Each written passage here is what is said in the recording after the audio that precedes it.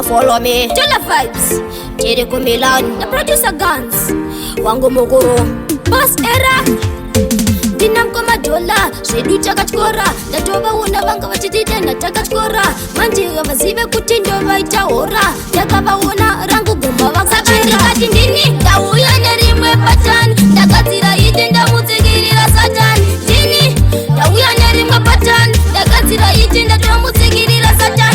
Ndini, kauya nerimwe patan. Dakatira ite ndamutigirira satan. Dini, kauya nerimwe patan. Dakatira ite ndamutigirira satan. Hata gavano dakunza kutinda parara manje na jaje ndoramba ndichiskwendera mukorare mangoma andingofenda kuhara nditori dibraini ndoramba ndichingova vaura ndatinda paton ndauya nere kwabloti matsaka masinja chida kunditetena nemugoti manje ndofamba nenjirozi iya iri hoti nengoma idzi ndechachongora madrivaiti ndikati ndini ndauya nerimwe patan ndakadzira ite ndamutsigirira satan ndini ndauya nerimwe patan ndakadzira ite ndatomutsigirira satan ndini ndauya nerimwe patan ndakadzira ite ndamutsigirira satan ndini ndauya nerimwe patan ndakadzira ite ndatomutsigirira satan anzikane naro akasikomboterera msipotire mangoma nenikatakuwara ndini black city nditori payiti futi yemangoma yatongosarawo mabara ndinamkoma dola zvedu takatyora